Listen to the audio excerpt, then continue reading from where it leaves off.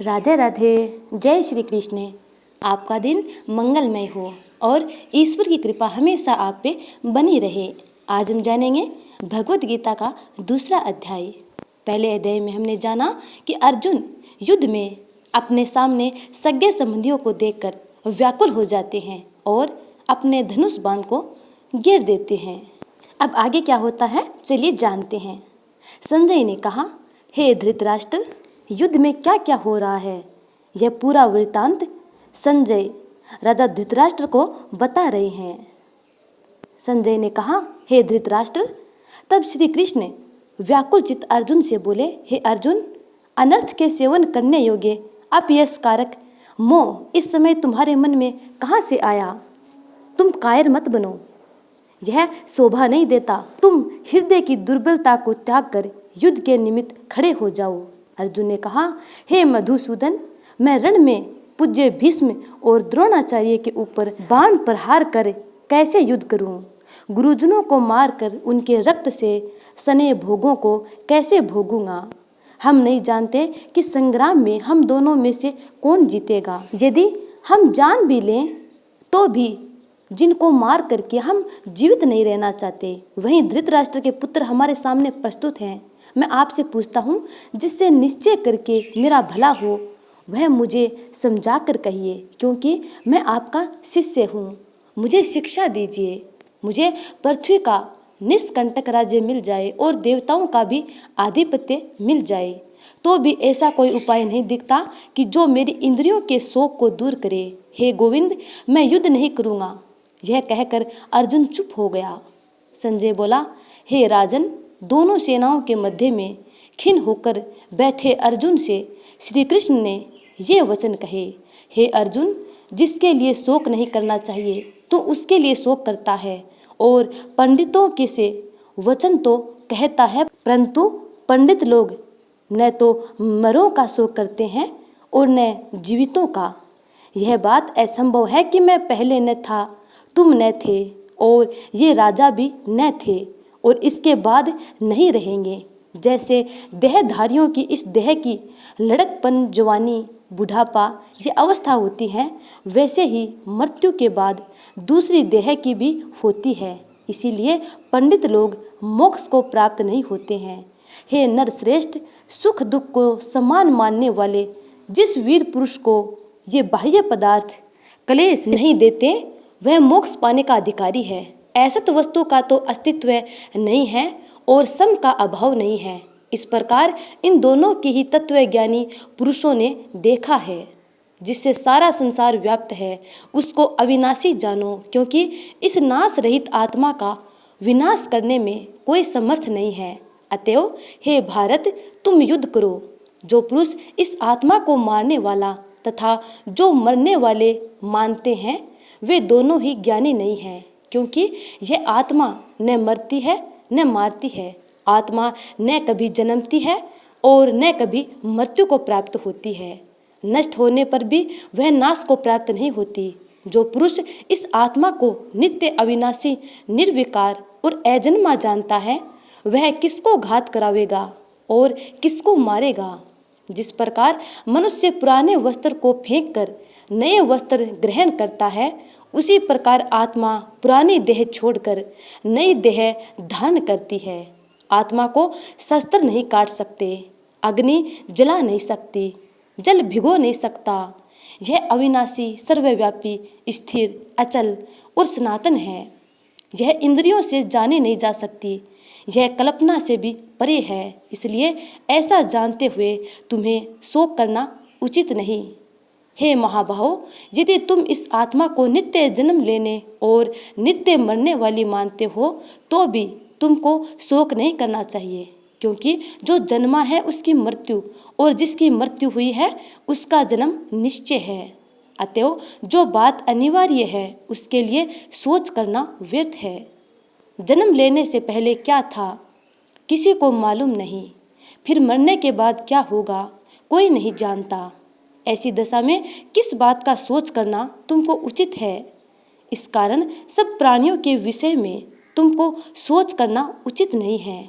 अपने धर्म को भी सोचकर तुमको घबराना उचित नहीं है, क्योंकि क्षत्रिय को धर्म पूर्वक युद्ध से और कुछ भला करने वाला नहीं है। हे पार्थ, बिना इच्छा किए स्वर्ग का द्वार रूप यह युद्ध तुमको स्वतः प्राप्त हुआ है।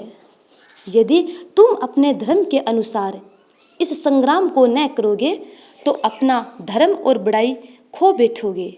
सब लोग सदा तुम्हारी अपकीर्ति करेंगे और प्रतिष्ठा वाले पुरुषों के लिए अपयश का होना मृत्यु से भी बढ़कर है। ये महारथी समझेंगे कि अर्जुन डर कर संग्राम से हट गया और अब तक जो लोग तुम्हारा मान करते थे वे अपयश करने लगेंगे। शत्रु लोग तुम्हारे पराक्रम की निंदा करते हुए अनेक प्रकार के दुर्वचन कहें। इससे बढ़कर दुख तुमको क्या होगा? यदि तुम युद्ध में नष्ट हो गए तो स्वर्ग का सुख भोगोगे और जीतने पर पृथ्वी तल पर राज्य करोगे। इसलिए युद्ध के निमित्त दृढ़ प्रतिज्ञ होकर खड़े हो जाओ। सुख दुख, लाभ हानि, जय पराजय, इनको समान समझकर लड़ने के लिए तैयार हो। ऐसा करने से तुम पाप को प्राप्त नहीं होगे। हे पार्थ, यह ज्ञान उपदेश ज्ञान योग के विषय में तुझसे कहा गया। अब निष्काम कर्म योग के विषय में सुन। जिस ज्ञान को पाकर कर्म बंधन से तेरी मुक्ति होगी। कर्म योग मार्ग एक बार प्रारंभ किए बिना कर्म का नाश नहीं होता और विघ्न पड़ने पर भी शुभ फल होता है। और इस कर्म का केवल प्रारंभ ही संसार के भय से छुड़ाकर पूर्ण परब्रह्म को प्राप्त करता है। निश्चय करने वाली बुद्धि इस निष्काम कर्म में एक ही है और कामना वाले पुरुषों की बुद्धि एकाग्र नहीं रहती। उनकी शाखा पर शाखाएं होती हैं। ऐसी दशा में मनुष्य संदेह में रह जाता है। हे अर्जुन, अज्ञानी उस पुष्पिता वाणी को ही स्वर्ग सुख से बढ़कर कुछ नहीं समझते। स्वर्ग सुख को ही जो उत्तम पुरुषार्थ समझते हैं, उसका कामनाओं से चित्त व्याकुल होने के कारण निश्चयात्मक बुद्धि से मोक्ष साधन को नहीं उत्पन्न होती। कारण कि उनका चित्त भोग आदि में सदैव निमग्न रहता है। जिन मनुष्य का चित्त इस प्रकार मोह लिप्त है और जिनकी आसक्ति भोग विलास और ऐश्वर्य में है, ऐसे पुरुषों के अंतःकरण में निश्चयात्मक बुद्धि नहीं होती है।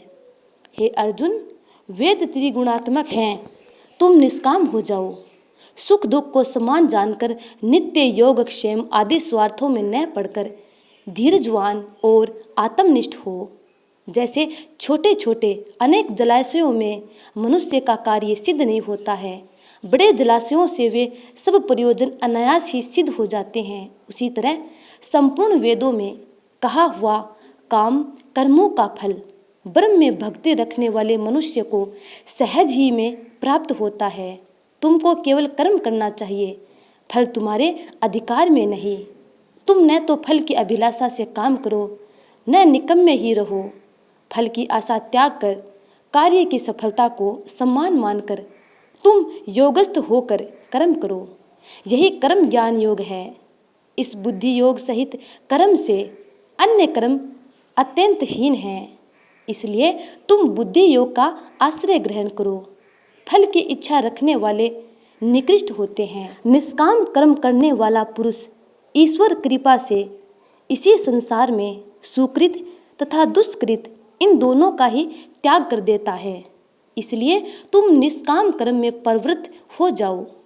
कर्म फल को त्याग कर ही बुद्धि युक्त ज्ञानी पुरुष जन्म बंधन से हटकर मोक्ष को प्राप्त होते हैं। जब तुम्हारी बुद्धि मोह बनकर बाहर निकल जाएगी, तब तुम्हारा मन आगे सुनने वाली तथा हुई बातों से विरक्त हो जाएगा। अनेक श्रुति स्मृतियों के वचनों को सुनने से तुम्हारी बुद्धि भ्रमित हो गई है। जिस समय वह निश्चल होकर आत्मा में स्थित होगी, तभी तुमको तत्व ज्ञान प्राप्त होगा। अर्जुन ने पूछा, हे केशव, आत्म स्वरूप में निश्चल बुद्धि वाला किसको कहा है? उसके लक्षण क्या है? श्री कृष्ण जी बोले, हे अर्जुन, जो महापुरुष मन की सब कामनाओं को त्याग देता है और अपने आप ही में प्रसन्न रहता है, उसको निश्चल बुद्धि कहते हैं। दुख में किसके मन को खेद नहीं होता और सुख में किसको आसक्ति नहीं होती, और प्रीति, भय, क्रोध जिसके जाते रहते हैं, वह महात्मा स्थिर बुद्धि वाला मुनि कहलाता है। जो शुभ पदार्थ प्राप्त होने से हर्ष नहीं करता, अशुभ से अप्रसन्न नहीं होता, उसी को स्थिर बुद्धि वाला जानना चाहिए। और कछुआ जैसे अपने अंगों को सिकोड़ लेता है, उसी तरह जो पुरुष अपनी इंद्रियों को विषयों से हटाता है, उसी की बुद्धि स्थिर जाननी चाहिए। निराहारी पुरुष के विषय घट जाते हैं, परंतु विषयों में उसकी चाह बनी रहती है। पर ब्रह्म का अनुभव होने पर चाह भी घट जाती है। हे अर्जुन, मोक्ष में प्रत्यक्ष करने वाले विद्वान व्यक्ति को भी प्रबल इंद्रिय बलात्कार से उसके मन को जीत लेती है। इसलिए सब इंद्रियों को विषयों से रोक मेरे विषय में तत्पर हो जाएं। जिसने इंद्रियों को वश में कर लिया है, उसी की बुद्धि निश्चल है। जो पुरुष विषयों के ध्यान में रहता है, उसकी प्राप्ति हो जाती है। प्राप्ति होने से कामना होती है। इच्छा के पूर्ण न होने से क्रोध की उत्पत्ति होती है। क्रोध से अविवेक होता है। अविवेक से समण शक्ति नष्ट हो जाती है। समण शक्ति के नाश होने से बुद्धि क्षय होती है। जिसकी बुद्धि का नाश हुआ, वह विनाश को प्राप्त होता है। जो पुरुष राग द्वेष से रहित हो अपने मन को वश में रखता है, वह शांति को प्राप्त होता है। शांति मिलने पर सब दुखों का नाश हो जाता है। प्रसन्न चित्त वाले की बुद्धि निश्चल होती है। जो पुरुष योग युक्त नहीं है, उसकी निश्चल बुद्धि उत्पन्न नहीं होती। ईश्वर में भावना नहीं होती। भावना के न होने से शांति प्राप्त नहीं होती। अशांत को सुख कहाँ से मिलेगा? जैसे वायु नाव को जल में खींच ले जाती है, उसी प्रकार इंद्रियां उस पुरुष की बुद्धि का नाश कर देती हैं। जिसका मन विषय सिद्धि से इंद्रियों के पीछे लग जाता है। इस कारण हे अर्जुन, जिसने इंद्रियों को विषयों से सर्वथा रोक रखा है, उसकी बुद्धि स्थिर है। जो सब प्राणियों की रात है, उसमें संयमी जागता रहता है। और प्राणी मात्र जिस समय जागते हैं, मुनि जन की वह रात्रि है। जल से भरे समुद्र में और नदियों का जल भरने पर भी वह अपनी मर्यादा पर रहता है। उसी प्रकार जिस पुरुष में इच्छा के न रहने पर भी सब विषय भोग प्रवेश करते हैं, उसी को शांति मिलती है। विषयों की इच्छा करने वाले को शांति नहीं मिलती। जो सब कामनाओं को छोड़कर तथा इच्छा रहित विचरता है और ममता अहंकार जिसमें नहीं है, वह शांति को प्राप्त होता है। हे पार्थ, ब्रह्म स्थिति यही है। ऐसी स्थिति मिल जाने पर फिर मोह में नहीं फंसता और अंत समय में निर्वाण ब्रह्म को प्राप्त होता है। तो हे स्नेहीजनों, ये था श्रीमद् भगवत गीता का दूसरा अध्याय। उम्मीद करती हूँ कि आपको ये अध्याय अच्छे लग रहे हैं। यदि अच्छे लग रहे हैं तो लाइक कमेंट कर चैनल को सब्सक्राइब कर बेल आइकन को जरूर दबा लीजिएगा, ताकि आने वाली वीडियो का नोटिफिकेशन आप तक टाइम पर पहुंच जाए। अगले अध्याय का इंतजार करना। तब तक के लिए जय श्री राधे कृष्ण।